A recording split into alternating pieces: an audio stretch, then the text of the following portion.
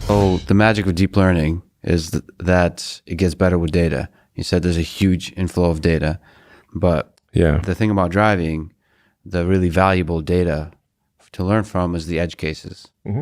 So how do you, I mean, I've heard you talk somewhere about autopilot disengagements being an important moment of time to use. Is there other edge cases, or perhaps can you speak to those edge cases, what aspects of them might be valuable, or if you have other ideas how to discover more and more and more edge cases in driving? Well, there's a lot of things that are learned. There's certainly edge cases where, say, somebody's on autopilot and they take over, and then that's a trigger that goes to our system that says, okay, did they take over for convenience, or did they take over because the autopilot wasn't working properly? There's also, like, let's say we're trying to figure out what is the optimal spline for traversing an intersection.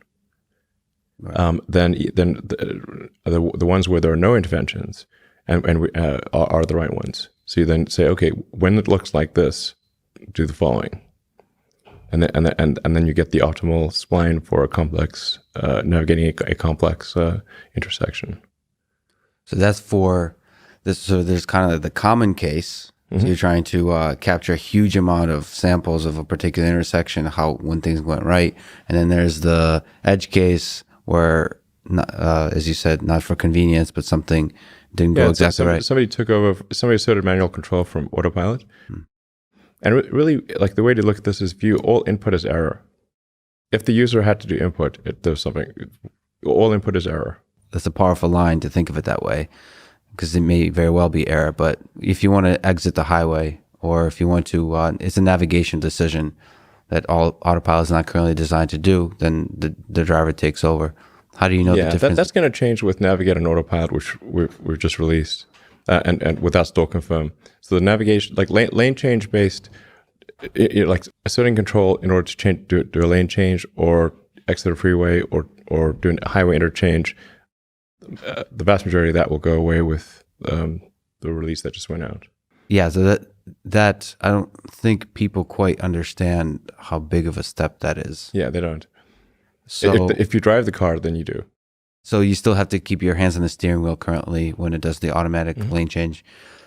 So there's these big leaps through the development of autopilot, through its history, and what stands out to you as the big leaps? I would say this one, Navigate an Autopilot without having to confirm, is a huge leap. It is a huge leap. It also automatically overtakes slow cars.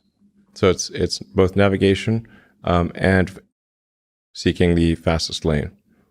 So it'll overtake slow cars and exit the freeway and take highway interchanges, and then we have traffic light recognition, which is introduced initially as a warning. I mean, on the development version that I'm driving, the car fully stops and goes at traffic lights. So those are the steps, right? You've just mentioned something, sort of inkling of a step towards full autonomy. What would you say are the biggest technological roadblocks to full self-driving? Actually, I think we just, the full self-driving computer that we just, the Tesla, what we call the FSD computer, that's now in production. So if you order any Model S or X or any Model 3 that has the full self-driving package, you'll get the FSD computer. That's important to have enough base computation.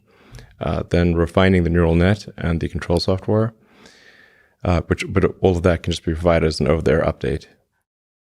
The thing that's really profound, and what I'll be emphasizing at the that investor day that we're having focused on autonomy, is that the cars currently being produced, with the hardware currently being produced, is capable of full self-driving. But capable is an interesting word, because like the hardware is. Yeah, the hardware. And as we refine the software, the capabilities will increase dramatically, and then the reliability will increase dramatically, and then it will receive regulatory approval. So essentially, buying a car today is an investment in the future. You're essentially buying You're buying. I think the most profound thing is that if you buy a Tesla today, I believe you are buying an appreciating asset, not a depreciating asset.